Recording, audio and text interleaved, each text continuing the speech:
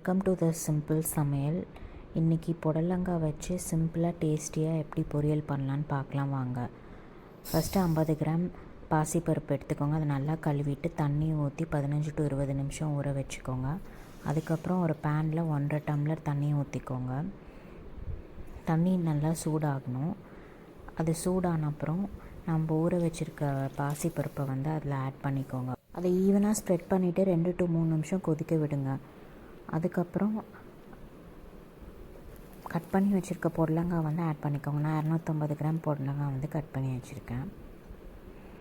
அதுக்கப்புறம் நல்லா அதை வதக்கி விடுங்க. ஒரே மாதிரி ஈவனாக ஸ்ப்ரெட் பண்ணி விடுங்க. அப்புறம் 1/2 ஸ்பூன் உப்பு ஆட் பண்ணிக்கோங்க. திருப்பி நல்லா ஸ்ப்ரெட் பண்ணி விடுங்க. ஈவனாக அந்த தண்ணிக்குள்ளே மூழ்கிற மாதிரி ஸ்ப்ரெட் பண்ணி விடுங்க. அப்புறம் லிட்டு வச்சு க்ளோஸ் பண்ணிவிடுங்க. அப்பப்போ லிட்டு ஓப்பன் பண்ணிவிட்டு கிளறி விடுங்க. லிட்டு வச்சு க்ளோஸ் பண்ணால் வேகமாக குக் ஆகும். அதனால தான் லிட்டு வச்சு க்ளோஸ் பண்ணுறோம். தண்ணி நல்லா வற்றுற வரைக்கும் இதே மாதிரி பண்ணுங்க. கொஞ்ச நேரத்தில் தண்ணி இந்த மாதிரி வற்றி வந்துடும். இந்த மாதிரி தண்ணி வற்றி வந்தப்புறம் இது ஒரு பிளேட்லேயோ பவுல்லையோ போட்டு தனியாக எடுத்து வச்சுக்கோங்க.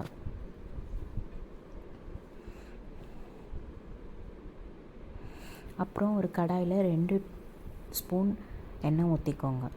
எண்ணெய் நல்லா சூடான அப்புறம் கொஞ்சம் கடுகு, கொஞ்சம் உளுந்து ஆட் பண்ணிக்கோங்க. கொஞ்சம் கருவேப்பிலை ஆட் பண்ணிக்கோங்க. அப்புறம் அதை நல்லா வதக்கி கொடுங்க. அப்புறம் ஒரு 4 to 5 பச்சை மிளகாய் ஆட் பண்ணிக்கோங்க. அதை நல்லா வதக்கி கொடுங்க. அப்புறம் ஒரு 100 கிராம் வெங்காயம், சின்ன வெங்காயம் இல்லை பெரிய வெங்காயம் இது வேணால் ஆட் பண்ணிக்கலாம். அதை நல்லா வதக்கி கொடுங்க. ஒரு 2 நிமிஷத்துக்கு நல்லா வதக்கி கொடுங்க. வெங்காயம் இந்த மாதிரி கலர் சேஞ்ச் ஆன அப்புறம் நம்ம முன்னாடியே குக் பண்ணி வச்சுருக்க புடலங்காய் இது கூட ஆட் பண்ணிவிடுங்க. ஆட் பண்ணிவிட்டு திருப்பி ஒரு 2 நிமிஷத்துக்கு நல்லா வதக்கி கொடுங்க. வதக்கிட்டு அது ஈவனாக ஸ்ப்ரெட் பண்ணி விடுங்க. ஸ்ப்ரெட் பண்ணிவிட்டு சுவிட்ச் ஆஃப் பண்ணிவிடுங்க ஸ்டவ்வை. அப்புறம் 1 ஸ்பூன் திருவின தேங்காவோ இல்லை டெசிகேட்டட் தேங்காவோ ஆட் பண்ணிக்கோங்க. ஆட் பண்ணிவிட்டு நல்லா அதை மிக்ஸ் பண்ணி விடுங்க.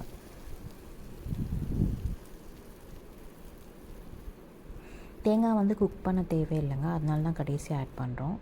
அதுக்கப்புறம் இது பவுலுக்கு ட்ரான்ஸ்ஃபர் பண்ணிவிட்டு ஹாட்டை அப்படியே சர்வ் பண்ணுங்கள். இது புளிக்குழம்பு, காரக்குழம்பு, ரசம், ரைஸ் இது கூடலாம் நல்லாயிருக்கும். காரமான குழம்பு எல்லாத்துக்கூடையும் நல்லாயிருக்கும். ட்ரை பண்ணி பார்த்துட்டு எப்படி இருக்குன்னு சொல்லுங்கள். தேங்க்ஸ் ஃபார் வாட்சிங். இன்னொரு சிம்பிள் சமையலோடு உங்களை மீட் பண்ணுறேன்.